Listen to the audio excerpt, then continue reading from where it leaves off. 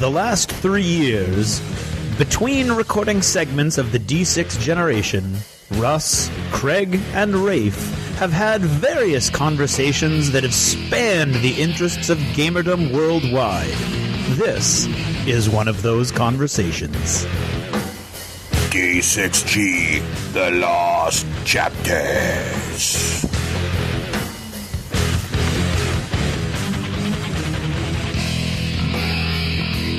All right, I'd like to welcome everybody to our Lost Chapters number 4. Craig, Can I get a croissant with my coffee, please? One croissant, and a little jelly on the side, and a latte, please. Thank you. And they're going to close us down in, how much time is the Dunks closing and kicking us out? About 45 minutes. Yeah, 45 minutes, but we'll probably And you know hang on. them, they close early. Right. But I'd like to introduce, in one corner, we have Russ Wakeland, coming in here from Nashua, New Hampshire, debating about dissent and wrath of Ashardalon. In the other corner, we have Craig Gallant, staunch debater.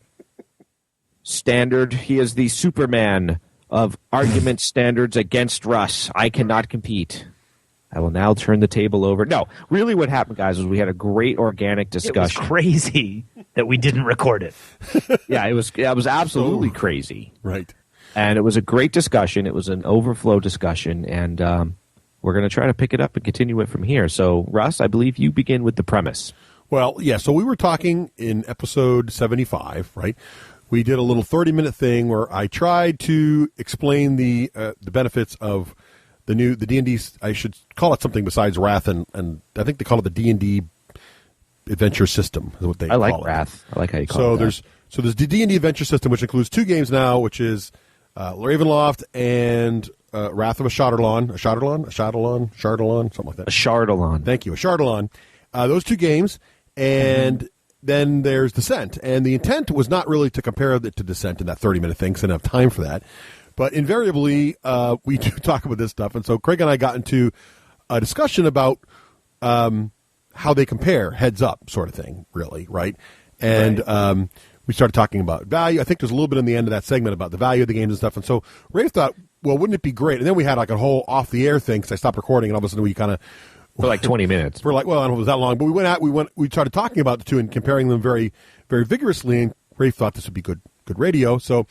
and that's what the Lost Chapters is for, really, is sort of like when there's too much content for the show, why not talk a little bit more about something we think that you guys might like to listen to. So I don't know if we want to argue for an hour about it, but I kind of thought it'd be neat I'll talk about what I like in this new D&D system as compared to Descent, what I think I'm enjoying. And then Craig can highlight what he thinks he likes better in Descent or what parts of Descent he likes better. How does that sound? Better? Well, first of all, the issue isn't so much that. I think the whole thing revolves around the fact that my premise is that Wrath of Ashardalon doesn't do what I wanted it to do fast enough. Yes. And what does that mean exactly? What's that, Russ? What does that mean exactly? Wait. There's a premise too. That's a very interesting debating technique. Is just as your debate partner is about to explain something, you ask them to explain it. I'm trying to define which terms. Then gives the illusion that you are driving the debate. I'm not driving the debate. Now, what I'm in the back seat of this bus. My curiosity is, are you just that good a natural debater that you do that without thinking, or are you that cold and calculated to know that technique will often throw somebody who's not ready for it? You guys like just totally Rafe, both of you derailed what I was talking. I was going to say let's highlight our points. You said no. There's a whole different debate here. I didn't know we were debating. So did I say debate? Yeah. I did. I said debate. I don't think I said debate because my whole point isn't that Descent is better or worse than the D&D games. That's what this keeps devolving down to. My point is that simply the D&D games don't do what I want them to do as much as I want them to do it, and your cogent argument before it devolves down into Descent versus the D&D system is that it does do it as well as Descent. Right. That's and Craig has a secondary argument, which is there is nobody as zealous as the convert, which I support. Okay. Well, I'm not trying to respond to that. Why don't you explain to me your position? Well, I'm not sure. Well, my position is this. I like both games. They're both fantastic games. There's absolutely nothing wrong with Descent or the D&D system. No, that's not true, because you were referring to Descent, and I quote, as a flawed system. It is flawed. It doesn't mean it's not a good game. You just said there's nothing wrong with it. No, well, there's nothing wrong with it as a game overhaul. And what I'm saying is the system has, both of them are great games. They do different things. But essentially, if there's a dungeon crawl game I want to reach for first, I am finding myself reaching for the D&D system more than I reach for Descent. So my point is, and I think, regardless of how fast the D&D system achieves, because when you're talking about speed, you got to be comparing it to something. It's not doing what you want as fast as what. I mean, it's like saying, well Dystopian Wars isn't producing land units as fast as I'd like, but I still like the game. I mean, Dystopian Wars very much feels like a not finished game yet, because there's supposed to be land units and there's supposed to be robots and but they're not done yet. So should I not get in Dystopian Wars because the land units aren't? Okay. Now let me address that issue. Sure. Okay, because my issue isn't that it's an unfinished game, because I think if you were to compare it to something that has all these other expansions like Descent, yes, it's unfinished. And I think that's not something that anybody's debating. My issue is that if I have Castle Ravenloft, and as I said in episode 75, and then I buy Wrath of Ashardalon, I'm not now. I don't have one game that's now twice the size. I have two games that can use the same the components from some of the components from the other game. And what I was hoping, and I was standing there watching you guys play, hoping what I was watching was double the fun now. And it's not double the fun. It's different kind of fun if you enjoyed Castle Ravenloft. And it is expanding on it somewhat, because now you've doubled the number of characters, because before, if you had 5 players, you were stuck. You didn't have any variety at all. Right. Now you've got some variety. Not only that, I think they did very well expanding it not only class but race. So the expansion in that side was great. But what disappointed me was that when you get Descent and then you get an expansion, for instance, Well of Darkness, Altars of Despair, or whatever, that folds into the original game. The monsters from the original game will show up in the new dungeons. Expansion. The tiles from the new game will show up in the new expansion. The new expansion, but not in the original dungeons. In the original Descent dungeons, the new expansion stuff does not show up. Correct. So now you've got the original game, but it's the same as this. It's in the original Ravenloft. The new tiles could, from Ashardalon, show up in the original Ravenloft, because you could shuffle them in. There's no reason not to. You could if you wanted, or they don't have to. But in Descent, all the new traps and all the new features only appear in the dungeons in that expansion. They do not extend the original Descent. There's all the original missions in original Descent, none of them have the rolling ball trap. And if you want that, you've got to play the missions in the new Descent expansion. Right. But that's analogous to the system we have here. But Russ, the new missions from the new Descent box fold into all of the components from the original Descent box. That's what I'm saying. I'm not saying, I mean, it would be ludicrous. I mean, I don't even understand your position, like why you would add that as part of your argument, that obviously it's not going to defy the laws of physics, and if I get the expansion, it's going to change the box. But that's what you're asking. So I can. No, it's not what I'm asking. No, but it's not what I'm asking. From a very fundamental point of view, it's not what I'm asking. What I'm asking is I buy product A, and then product B uses product A so that I have product C.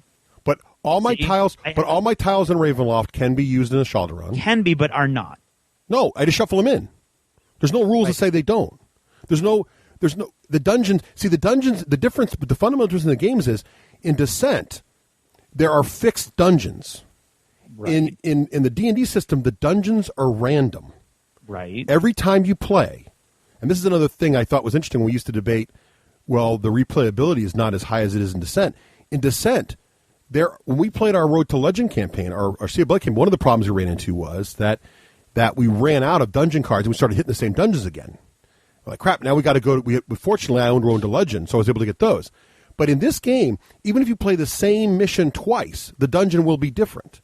And then I can take the tiles from either game. So I bought 2 games, but I can put let's say I really enjoy the 5th mission of Ravenloft, but I'm starting to remember all the tiles I've seen all the time. I can now bring the Ashardalon tiles in there and bring the Ashardalon monsters in there.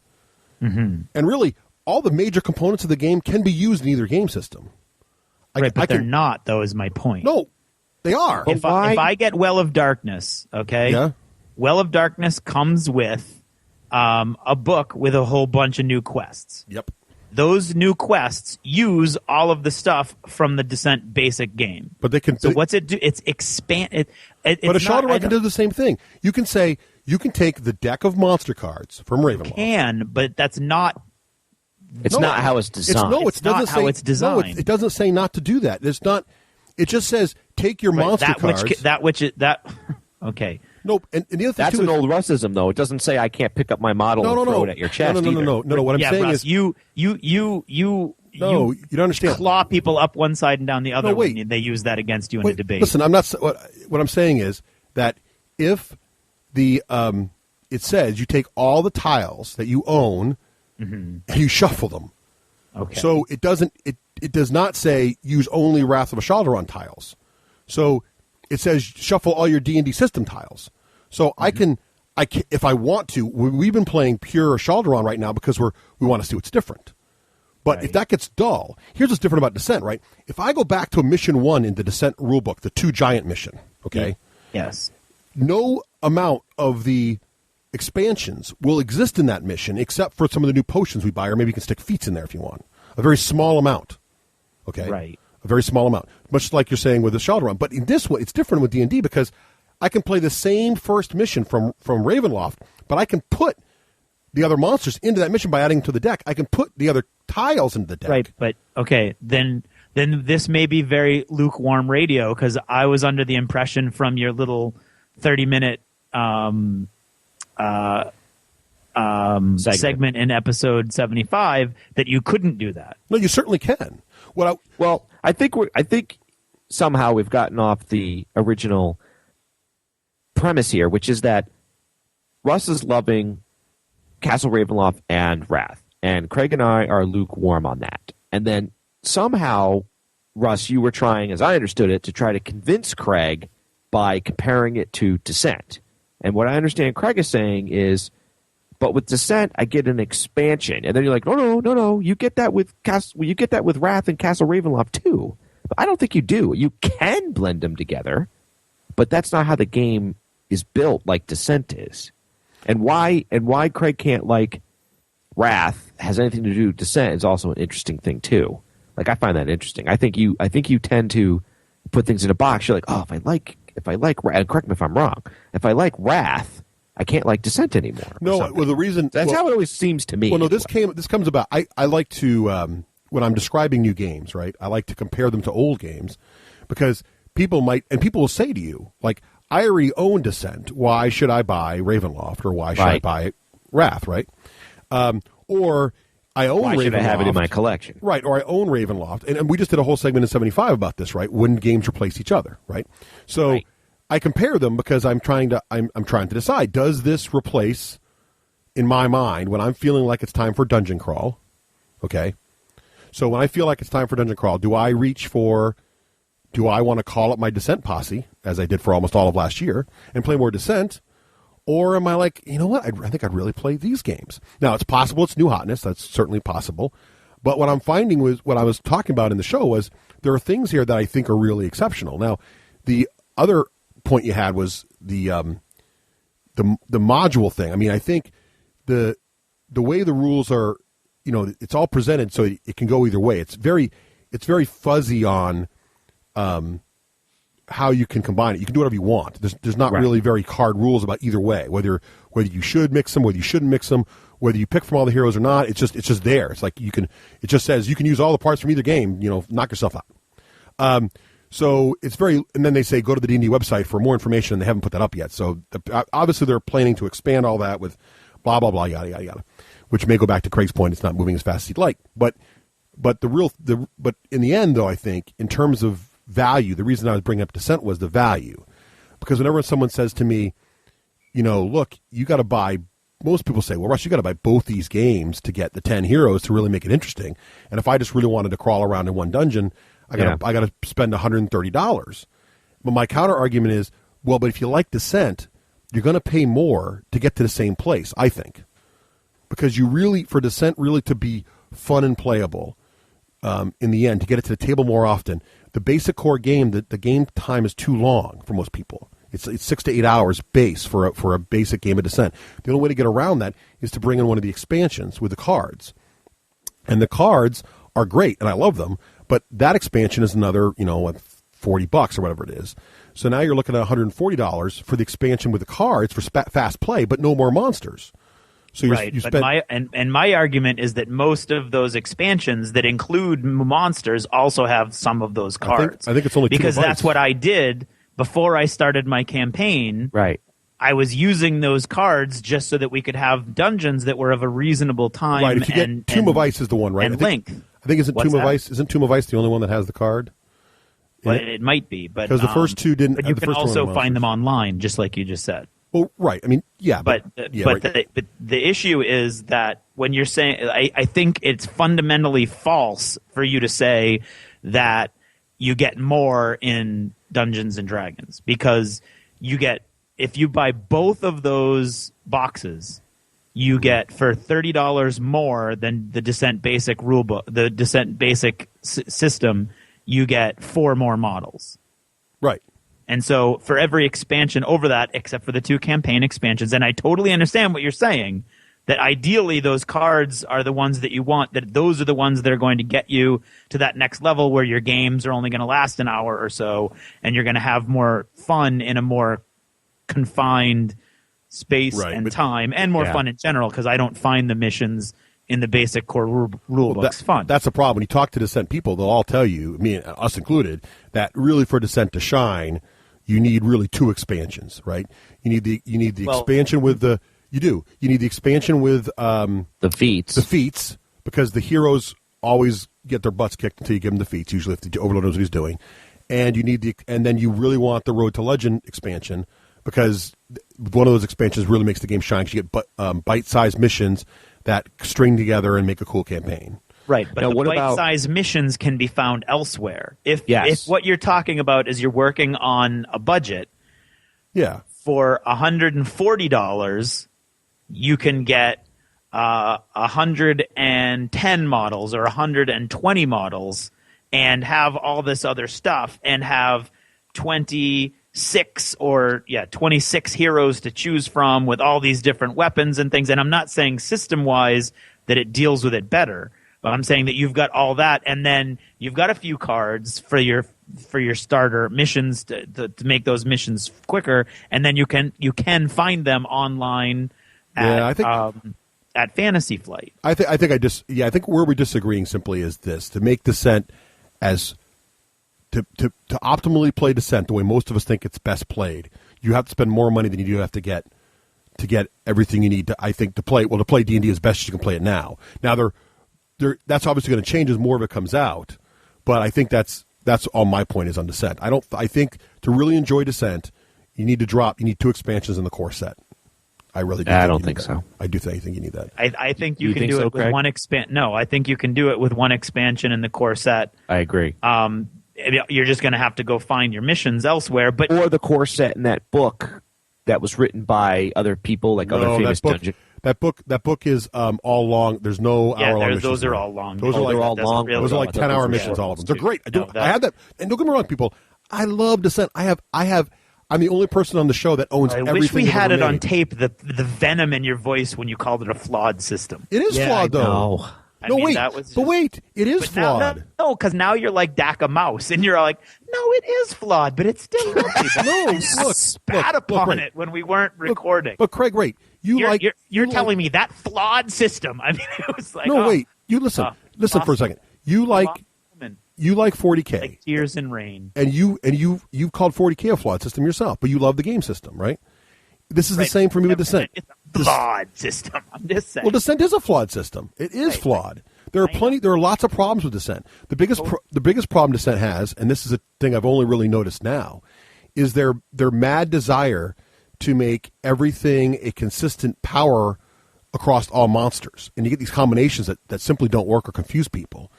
And what's happened is, I really like how they did this in Wrath. And wait, pause there. Explain what you just meant there. That went over my head. Well, like, for example, in Wrath, right? And this is something I want to talk about a bit. In Wrath, when they want to make a monster do something crazy, okay, they don't have to figure it out in the context of keywords, okay? Because the monster has this full description of what it does on its card. So if you want the dragon to be able to breathe fire at random intervals, and you want them to be able to tail whip people that are far away and then are close, and if they're far away, you want to rip out, grab them in the mouth, and pull them in. That's all done with 2 cards, one that's randomly shuffled into the event deck and tells you what to do every time you draw it, and the instructions of the card. But in Descent, in order to have that ability, you have to have knockback, and you have to have reach, and you have to figure out all these little combos to make them work. But then what happens is sometimes when they write them on the cards that way, they don't really work, and you get all these confused questions about what happens. I think that's overstated. I think there are combos that don't seem to work, but I think there are few and far between. And I very much like the fact that I can look at a single sheet that has all the code words on it, and I know exactly what that monster is going to be able to do. Yeah, but we end up looking them up again. That's the thing. We don't remember them. The other thing too is and they're not that far between. The lieutenant counters in particular in Sea of Blood get very complex, and they physically don't work. The siren can be used by an unscrupulous overlord to make them unstoppable, and the tentacles simply don't function. The rules set around how tentacles work don't really work. I will stipulate that not only is it a flawed system, but that quite a bit of Sea of Blood was poorly thought out and poorly, if any, play tested. The same problems are true, and there's some problems like that in Road to Legend, just in different places. So it's not that it's, but I'm not saying I don't love the system and I would never play it again. What I'm finding is though that you have a system now that is tight, and that has, and in many ways has more variety in the long term. I can see how they can keep adding variety to this just by changing the text on the cards of the monsters. They're not constrained by this list of keywords, or to make the list of keywords so long that eventually it becomes unwieldy and you have to memorize or constantly look up 1,000 keywords. That's I think that tautness that you're talking about comes at the expense of it's a very abstract system. Well, it is abstract, and that's I think ultimately when I think about it, as I'm trying to reflect and pinpoint where my feelings are coming from, that's it's what I want that to hear. Abstraction that ultimately, when you've got Descent and it's very unwieldy, and you've got that whole mat that you can print out from Board Game Geek, and it's got all your different abilities, but you've got a right hand and a left hand, and that's my sword, and that's these are the weapons, and this is the armor. Right, whereas, this is where my potion is, whereas in the Dungeons and Dragons games, I have an attack, and my card says, "Oh, it's a Vorpal sword," but it's not really. I don't know. I guess for some reason it all feels very abstract. Yeah, I'm glad you nailed that down. That's what I would call it too.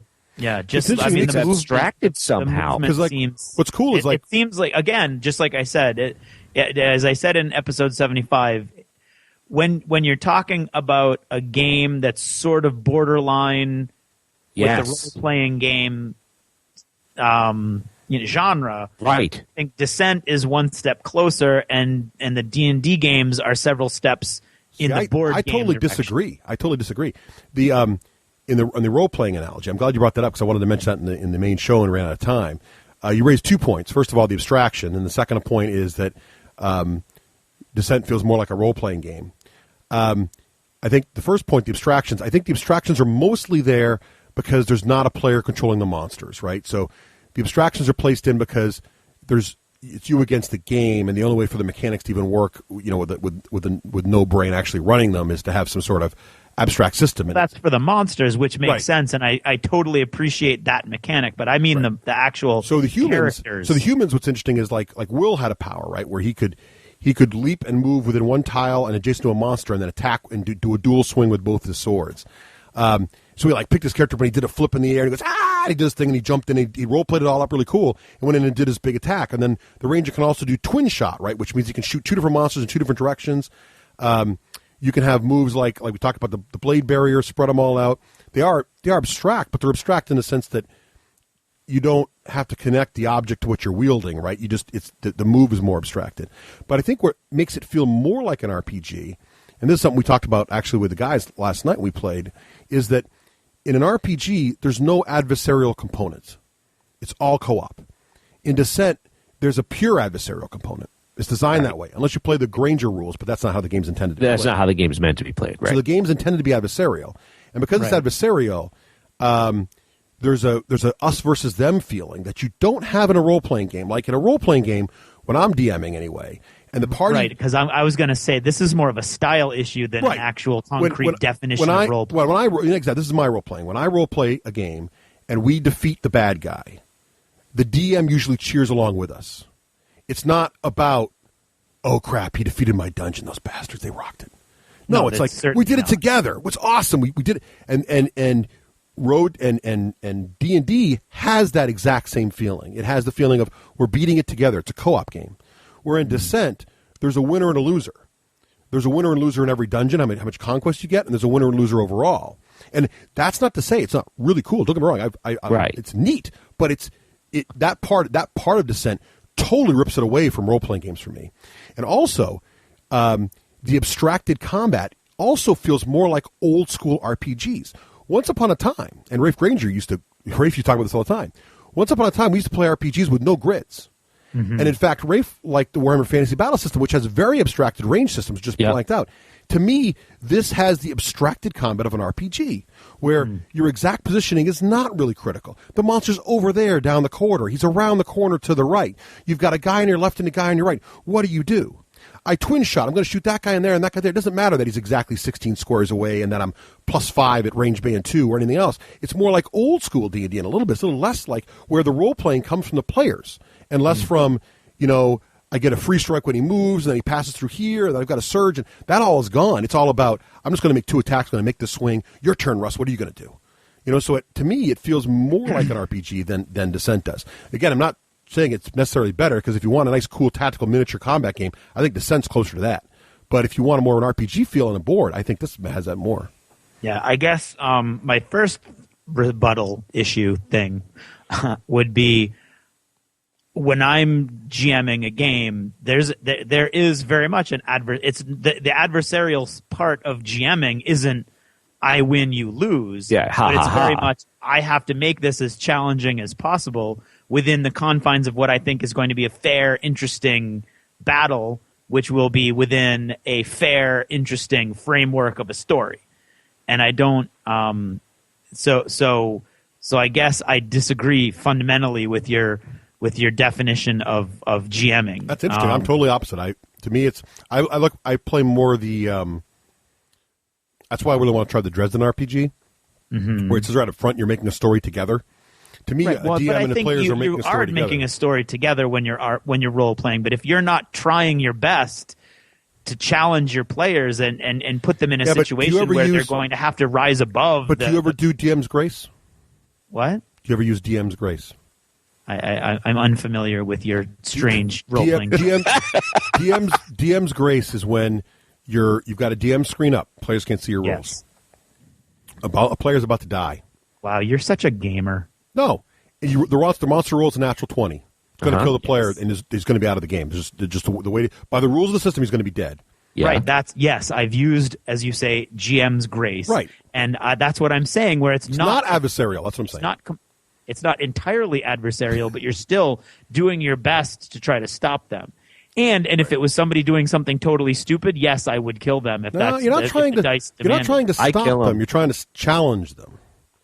I think there's a difference. Right. But I agree. Yeah, I think we're arguing shades of gray right now. That's the issue. To me, and this is fundamental. This is an interesting conversation too. It's totally a little off topic, but to me, an RPG is a co-op experience. Mm-hmm. There's no winners and losers, right? There is none. In fact, I remember when I first learned about Dungeons & Dragons when I was 12. Someone explained it to me, and I was like, "Oh, so how did you win?" Well, there's no winners. Who did you beat? There's no winners. And that's, to me, in Road to Legend. I mean, not Road to Legend. In D&D system, there's no real either the party wins or the party clearly, loses, because there is nobody controlling the monsters. So it's totally co-op. It's like a Pandemic, right? So Right. So in that respect, I think that way and that's what I'm saying. It feels more like we're making a story together. We're adventuring together to see what's going to happen, how the dungeon is going to develop, and we're going to make a story. So I would argue that it feels more like your definition of role playing, right? Which I think is a little more abstract. I think most people would agree that there has to be some element of adversarial. Yeah, I agree. I disagree. I actually fundamentally disagree with that. Then I think we'll have to just agree to disagree on this as well. Yeah. Well, and that may be the thing, right? Because I think, like, I agree with Craig. Like, I was building my guys, my end monster, to kill them. Right. And that doesn't mean. And Rafe, I'm not going to pick on you now, but did your players have fun? Yes. Did they really enjoy it? Well, that's not what I'm hearing. So much. That's not what I'm hearing. Wait, to be honest, the clear rebuttal there is every one of you died in mine, and you all said you had fun. So unless you were lying, no, right. But Craig, you admitted that the final battle was overpowered, and you if you'd known the system better, you wouldn't have made it. So big. I don't think so, because we didn't take any aiming bonuses, which is only a half action. We didn't know the rules, the players well enough. Well, fine, that's fine too. What I'm saying there's a lot going on there. Right, there's a lot. That's a complex question. But that's what Craig is saying is those monsters killed us. That's adversarial. He didn't dance on our bodies. That's not adversarial, though. No, it's not adversarial. Yes, it is. No, it's not. If he's not taking the position, right, that it's his job to kill the party. That's not his position. Create challenges that might end in death. Right. It's his job to create challenges, but his job is not to kill the party. In Descent, the Overlord's job is to kill the party.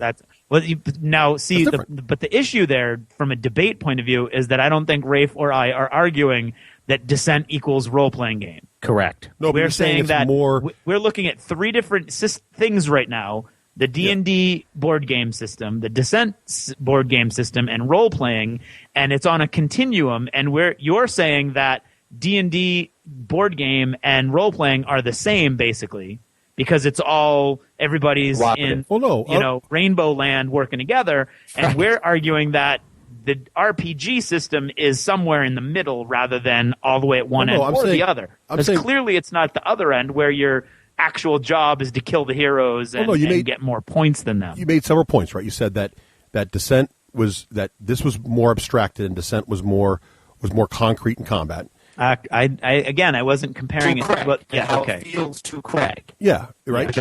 Which made it feel more like an RPG. And you said and that was a big thing. And and Descent is less abstracted, which feels more RPG. And my counterpoint to both those things is that Descent. You want to argue shades of gray.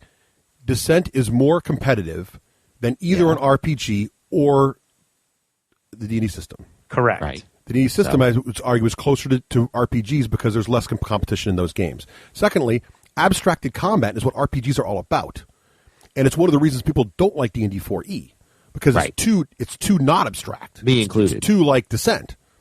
So what's interesting is that here we have a board game that's designed to get you primed for D&D 4E that we're that you Craig are concerned about because you think it's too abstract and not. So you know what I'm saying? Like it's an interesting observation. Of course, your opinions are totally yours and invalid. They're not invalid. I'm just saying that. Thank you, Russ. It's interesting that you would think that. So what I'm saying is, it feels more like an RPG to me because abstracted combat is what I'm used to in RPGs, right? And not adversarial situations is what I'm used to. Is what you're used to in RPGs. You know, like especially one of the reasons I want to try Dresden is that Dresden specifically says the players help you choose what monsters are in the system. The players help the DM choose what's in the city. It's very, very, very. It's like pure co-op RPG, and that may be the extreme. And you guys may not like it because of that, but that's that's just the extended option of everybody's peace, love, and Right now, interestingly enough. What I really meant, the abstract movement and combat was only part of it. And from your descriptions of your games last night, it strikes me that this may have been addressed. The problem, the reason I couldn't get into the game when I was playing Ravenloft was by abstraction, I meant I didn't have a sword and a bow, and my bow was made by the elves or blah blah blah.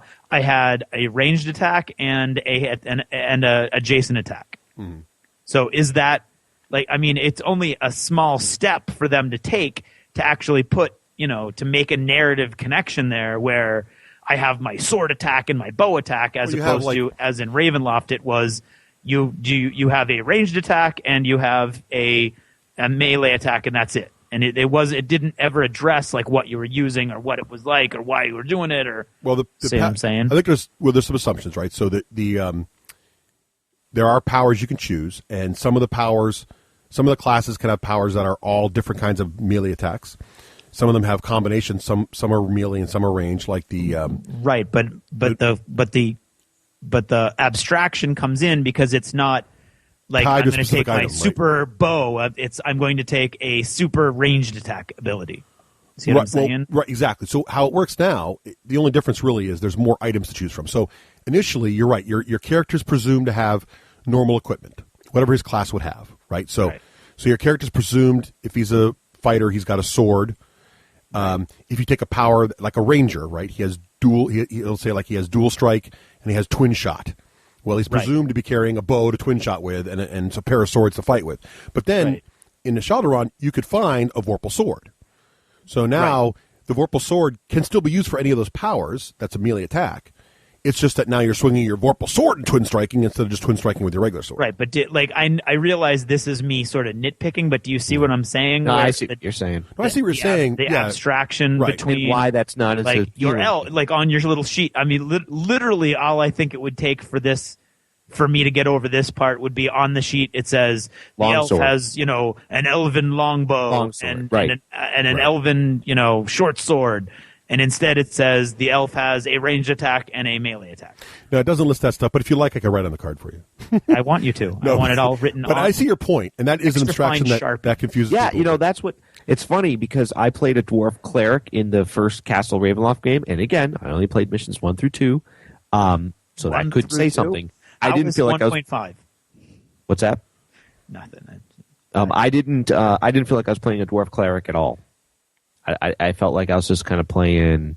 That's weird. I think they do work like the Dragonborn. The dwarves all have you can get like they're tough. The Dragonborn all breathe fire, which is their thing. No, but it's because it must have been that minute point to be like, where's my mace? It was. What's interesting, but this goes back to the role playing things again, which is interesting. Like for me, I can imagine that part, and that for me is a role playing game. Like. When I used to role play games, we didn't write down every bit of stuff on our No, you body. didn't write down every little bit, but you're telling me you didn't write down what kind of sword you had? Well, you'd write down short sword, right? So you'd assume you're starting with like your sword. I mean, but you're not starting off with like, the elven longsword of the ancients. That's what we're going to find. But assumption equals abstraction right now is what we're saying. All right, that's what you're saying. Because I kind of had the same feeling that Rafe's describing where I played the ranger. I was like, oh... I mean, I get I have all the abilities that equal ranger, but I don't feel like I don't know. This isn't something I can put my finger on and say this is a weakness of the game and this is why it happens. It's interesting. This is just to me. There was a bridge lacking. Well, this addresses your point too, because like I was playing one of the games I played, the Half Orc Rogue, and he has a range attack and he has a hand-to-hand combat attack. Right. And so I fired my range attack, and everybody's like, "What'd you fight? You have a range attack?" And I'm like, "Look at my guy." And on the miniature, in one hand he's got a sword, and the other hand he's got a one-handed crossbow. The little mini crossbows. Right. Like he's firing his mini crossbow. So, I guess what I'm saying is the equipment equals your miniature plus your card, because your miniature shows what you're carrying, right? So if you look at it that way, I guess it's there. But you're right. There's not a list of the elf is wearing chainmail. Like it just says your AC, right? It doesn't tell you what armor you're wearing. Right, which is what I mean by an abstraction. Right, it's abstract. Right, so it's just, and it's there, and it is what it is. And but somehow that boils down to the original idea of why don't we like it as much, and I guess we're parsing that out. As bizarre as it sounds, it doesn't say elven longsword, right? As far as we can tell. That could be a valid. I mean, they could just add a paragraph on there what you start with. I mean, that would be. I think that would probably not be a bad thing to do, but personally, it doesn't bother me at all. Well, there's also some sort of feeling Craig and I have, and he had it from the get go. So I'm one of those what do they call those fans that come on late in the game? When they're late. Fair weather friend. Yeah, fair weather fans. So I have to give Craig all the credit here, but it seems like you play it, at least Castle, and it was like, oh, this game would just be awesome if. And then we would insert all these ifs. But the game as it was. You guys got to get past mission 2, though, guys. Wasn't that awesome? No, I've done, I think the first 4 or 5 missions. Right. Yeah, and Dave was a huge proponent of Castle, and he's played beyond mission 2, and he's not so keen on it anymore either, for some reason. Well, it's funny, because most of our, I think Dave's the only one in our Descent group that doesn't like it. But I think, now they haven't, the jury's still out. I talked to Ian and guys about it on the Tuesday night after we played. Yeah, what was their vote? Oh, I think Ian loves it.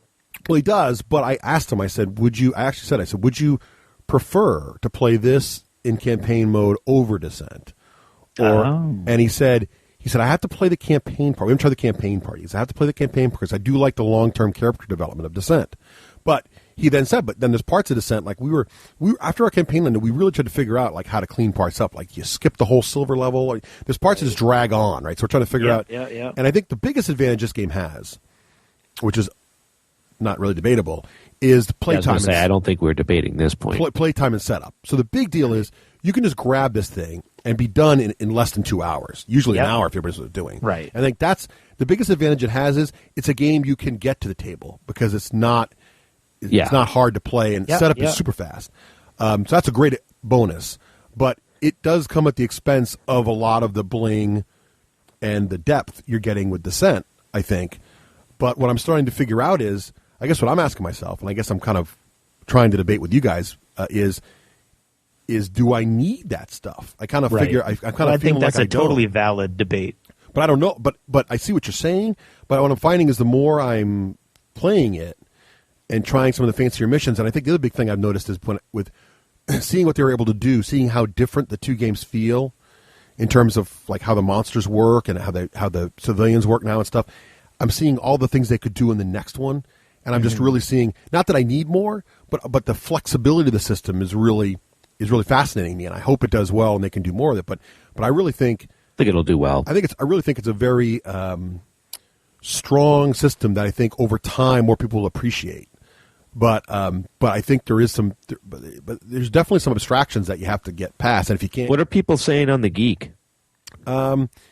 It's rated around an 8. We don't agree with the Geek. But no, it's rated around an 8, which is actually pretty good for the Geek. Most games that don't suck are around an 8. And I think most people are saying the people that like it really like it, and the people that don't like it are like you guys, they don't. And there's no middle. Okay. It seems like you either love the game or you don't like it, and everybody's saying the same thing. If the fundamentals of Ravenloft you didn't like, I think the fundamentals don't change enough here to make you like it.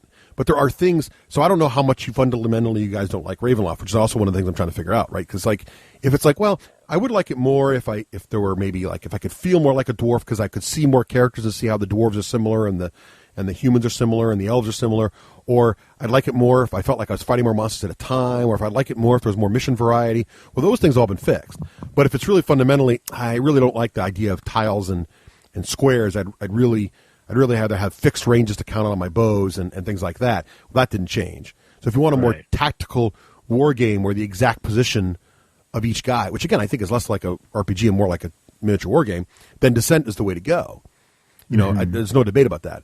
But if you're okay with the idea of it being abstracted dungeon crawl, I think this is, and it definitely blows away, I think, without debate, any of the older games that tried to do this without an overlord, because they all are, compared to this, they're all awful. Now, what are those games? I would think like Dungeon, which is the one that you die, you walk in a room and you basically die in that game, and Heroes Quest. I think this eats the old GW game also for breakfast.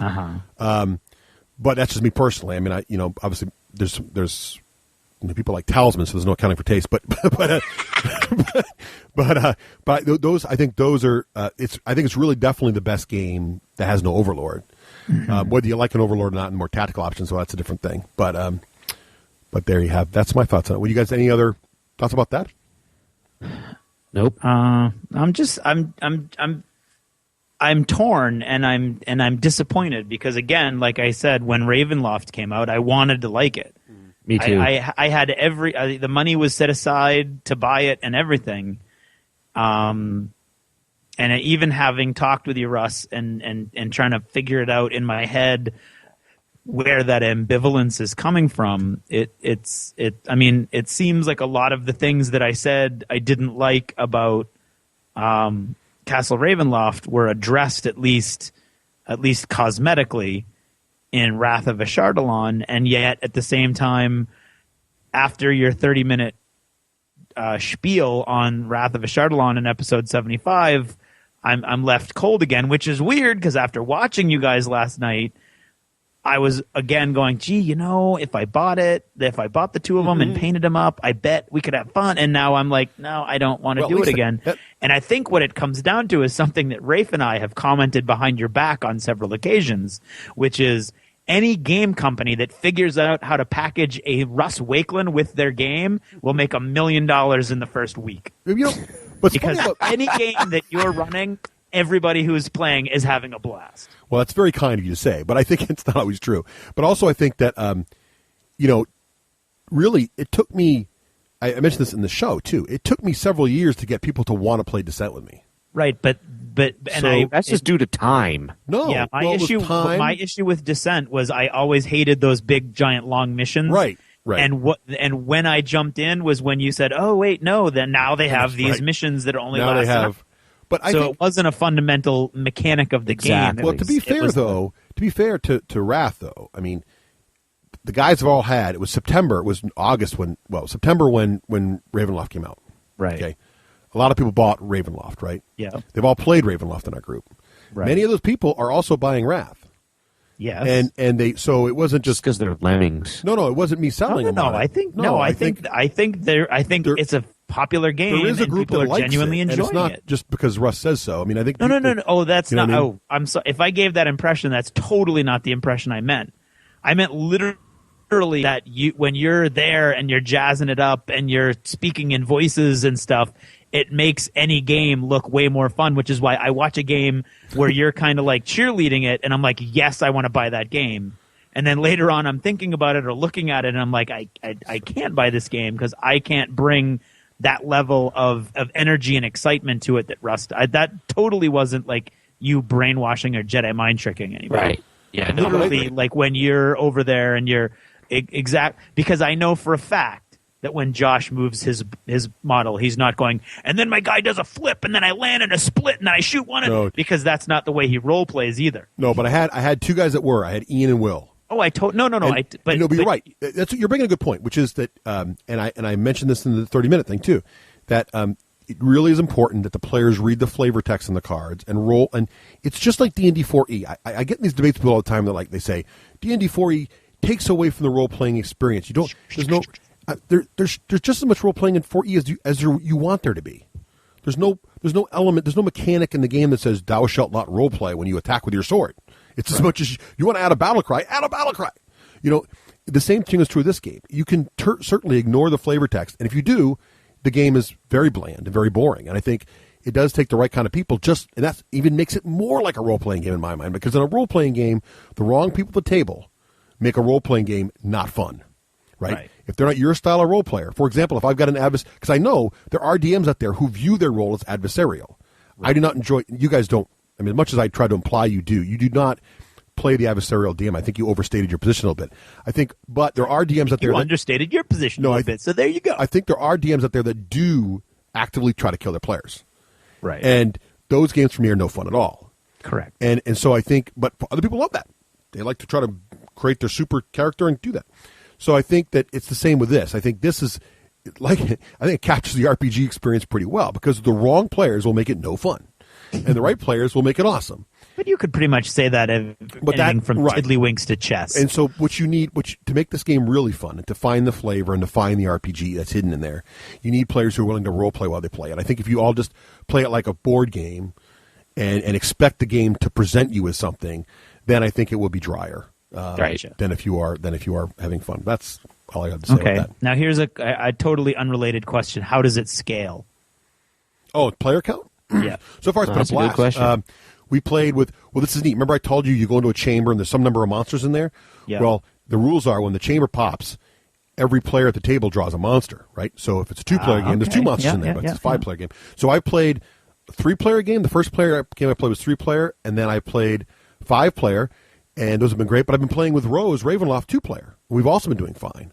So gotcha. I find that it scales very well, mostly because, like any of these co-op games, it does the same trick, right? Which is each player pulls the Doom card, right? Yeah. Each player pulls the monster. So if there's 5 players, it's 5 monsters get to go before it's or 4 get to go before it's your turn. So it's kind of a brilliant design because it really is a classic co-op game wrapped up in a dungeon crawl. Really, if you think about it, it's got more in common with Pandemic or those kind of games than it does with probably Descent. And honestly, with a dungeon crawl, right?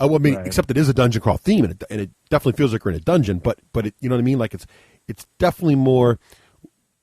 It almost is like my favorite co-op game as much as it's my favorite dungeon crawl game. Like if you said to me, you want to play a co-op game, I'd reach for this first, almost before I reached for. I kind of like ironically, I kind of like the co-op games with traders in them more. But if you were going to make me play a pure co-op game, this would be the one I'd go for. Gotcha. So I don't know whatever that means. I'd go for Pandemic.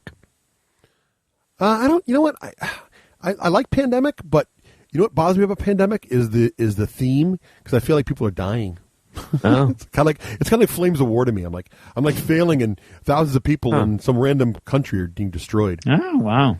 Yeah, it's a little bleak. That's sad. It is sad. That's why I got to get these fantasy games, because I know dragons aren't real, so I'm fine. That's true. Yeah. Kill me all day. Whereas the Black Plague, very real. By the way, we were killed by the dragon. I don't think I mentioned that, but we died. Oh, no, you didn't mention that. The dragon got us all. I think we misplayed that totally. We had to spread out more and be more tactical, and we got kind of like all. The dragon reached out and dragged me in, and he had this attack. He bites and drags, and Rand's like, he's like, I'm not really sure I understand how that works. So I'll explain exactly how that works. We're standing in the room about one room away. The dragon's neck reaches out, grabs me around my waist, and I'm going, no, dear God, no! He drags me right into his room, and they all raced in to get him, and the dragon tail whipped us all back out of the room, and then he flamed and killed us all. It was wow. It was See, awesome. now that sounds fun. It's but cool. that goes to Craig's point. But it's all role playing, right? I mean, the card does say you get dragged in. Yeah. And then it says, but again, but it's just like an RPG, right? The DM could be like, he hits you for 2, or he does this. It's the same thing. It's an RPG. I don't know, man. See, I feel like I've gone through a roller coaster tonight. Play it with me once. Look, I will. I'll play it with you once. I'm not even asking you to buy your own copy. Just play with mine. I will play it. I'll with play you too. once. All right. Done and done. Okay. Where's my computer voice? I think I sensed victory. Yeah, which is bizarre because I totally left the 30-minute spiel thinking, Right. I don't have to play that. Only if you listen to the lost chapter do you know the truth. And that is how it should be. Indeed. The secret is in the lost chapter.